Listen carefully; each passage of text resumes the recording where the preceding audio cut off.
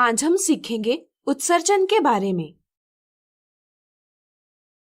पिछले वीडियो में हमने सीखा कि वहन तंत्र यानी ट्रांसपोर्टेशन सिस्टम की सहायता से पोषक तत्वों और ऑक्सीजन को शरीर की प्रत्येक कोशिका तक पहुंचाया जाता है। कोशिका में इन सरल पदार्थों और ऑक्सीजन की सहायता से उपापचयी क्रियाएं यानी मेटाबॉलिक रिएक्शंस होती हैं, जिससे कोशिका में ऊर्जा निर्माण तथा अनुरक्षण की क्रियाएं होती है।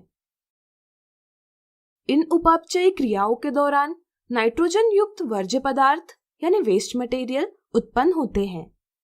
ऐसे पदार्थ शरीर के लिए हानिकारक होते हैं, इसलिए इन्हें शरीर से बाहर करना आवश्यक है। इस क्रिया के लिए उत्सर्जन यानी एक्सक्रीशन का प्रक्रम सहायता करता है।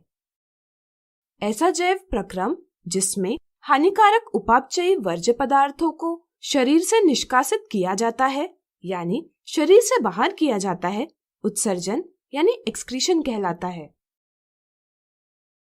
चलिए देखते हैं कि विभिन्न जीवों में उत्सर्जन का प्रक्रम कैसे होता है। कुछ एक कोशिक जीवों के कोशिका द्रव्य में निर्मित वर्ज्य पदार्थ जैसे कार्बन डाइऑक्साइड और अमोनिया को संकुचनशील रिक्तिका यानी कॉन्ट्रैक्टाइल वैक्यूल में लाया जाता है तथा विसरण यानी डिफ्यूजन की क्रिया से इन्हें कोशिका की सतह से बाहर कर दिया जाता है। बहुकोशिकीय जीवों यानी मल्टीसेलुलर ऑर्गेनिजम्स में उत्सर्जन के लिए विशिष्ट अंग होते हैं। पादपों में दिन के समय में प्रकाश संश्लेषण यानी फोटोसिंथेसिस की प्रक्रिया के दौरान वर्ज्य पदार्थ, ऑक्सीजन और जल उत्पन्न होता है तथा रात्रि के समय प्रकाश संश्लेषण नहीं होता, इसलिए वर्ज्य पदार्थ कार्बन डाइऑक्साइड उत्पन्न होता है। इनका निष्कासन पत्तियों में उपस्थित रंध्रों यानी स्टोमेटा द्वारा किया जाता है। वाष्पोत्सर्जन यानी ट्रांसपिरेशन प्रक्रिया में रंध्रों द्वारा अतिरिक्त जल का भी निष्कासन किया जाता है। रात्रि के समय वाष्पोत्सर्जन प्रक्रिया नहीं होती। कुछ वर्ज्य पदार्थों को पत्तियों और टहनियों की छाल के कोशिकीय रिक्तिका यानी सेल्यूलर वैक्यूल में संचित किया जाता है, जिनका क्षय हो जाता है। कुछ वर्ज्य पदार्थ रेजिन और गोंद के रूप में पुराने जाइलम में संचित किए जाते हैं। रेजिन और गोंद जैसे वर्ज्य पदार्थ मानव के लिए बहुत उपयोगी होते हैं। पादप की जड़ें विसरण द्वारा कुछ वर्ज्य पदार्थ आसपास की मृदा में निष्कासित करते हैं।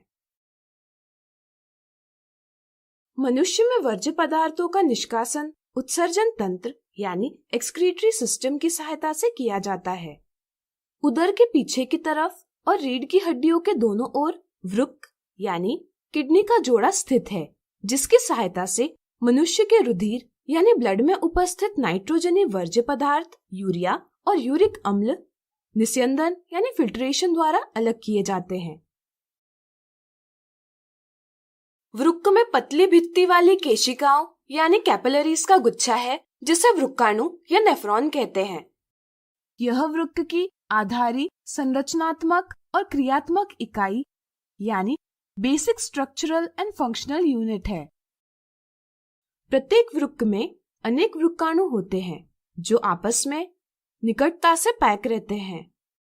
वृक्काणु का ऊपरी भाग एक कप के आकार का होता है, जो बोमन संपुट यानी बोमन्स कैप्सूल कहलाता है। वृक्कीय धमनी वृक्क में ऑक्सीजनित रुधिर पहुंचाती है और केशिकाओं का निर्माण करती है तथा रुधिर बोमन संपुट तक पहुंचाती है। बोमन संपुट की भित्ति पतली होती है, जिसके अंदर केशिकाओं का गुच्छा होता है, जो ग्लोमेरुलस कहलाता है। केशिकाओं और बोमन संपुट की भित्ति पतली होने के कारण केशिकाओं से रुधिर छनकर बोमन संपुट में आता है, जो प्रारंभिक निस्यंद यानी इनिशियल फिल्ट्रेट कहलाता है। प्रारंभिक निस्यंद में ग्लूकोज, लवण, अमीनो अम्ल, एंजाइम, हार्मोन, वसा अम्ल, मृत कोशिकाएं, मृत बैक्टीरिया, टॉक्सिन, औषधियां इत्यादि और प्रचुर मात्रा में जल होता है। जब यह प्रारंभिक निस्यंद नेफ्रॉन के नलिकाकार भाग में प्रवाहित होता है, तब इन पदार्थों का चयनित पुनर्वशोषण यानी सिलेक्टिव रीएब्जॉर्प्शन किया जाता है। अवशोषण का स्तर शरीर में जल की आवश्यकता पर निर्भर करता है। शेष तरल वर्ज्य पदार्थ मूत्र कहलाता है। चूंकि वृक्क में निस्यंदन का कार्य वृक्काणु करता है, इसलिए यह आधारी निस्यंदन एकक यानी बेसिक फिल्ट्रेशन यूनिट कहलाता है। प्रत्येक वृक्क एक लंबी द्वारा मूत्राशय से जुड़ा हुआ है। प्रत्येक नली एक मूत्रवाहिनी यानी यूरेटर कहलाती है, जो वृक्क से मूत्र को मूत्राशय में पहुंचाती है। मूत्राशय पेशीय यानी मस्कुलर अंग है, जिसमें मूत्र का भंडारण यानी स्टोरेज किया जाता है। मूत्राशय यानी यूरिनरी ब्लैडर तंत्रिका नियंत्रण यानी नर्वस कंट्रोल में होता है, इसलिए मूत्र को शरीर से बाहर करना मनुष्य के नियंत्रण में होता है। जब मूत्राशय फैल जाता है, तब फैले हुए मूत्राशय के दाब से मूत्रमार्ग यानी यूरेथ्रा द्वारा मूत्र को शरीर से बाहर किया जाता है। इसके अलावा मनुष्य में फुफ्फुस द्वारा कार्बन डाइऑक्साइड का तथा त्वचा द्वारा जल और लवण का उत्सर्जन किया जाता है। किसी कारणवश यदि वृक्क खराब हो जाते हैं, तो इससे शरीर में उत्सर्जन की क्रिया सही ढंग से नहीं हो पाती और इससे हानिकारक वर्ज्य पदार्थ शरीर में संचित होने लगते हैं। इससे मृत्यु की संभावना बढ़ जाती है। ऐसी स्थिति में अपोहन यानी हीमोडायलिसिस का प्रयोग किया जाता है। इसमें मशीनों की सहायता से रुधिर का निस्यंदन किया जाता है और नाइट्रोजनी वर्ज्य पदार्थों को शरीर से बाहर कर दिया जाता है। इसलिए हम अपोहन को कृत्रिम वृक्क यानी आर्टिफिशियल किडनी भी कहते हैं।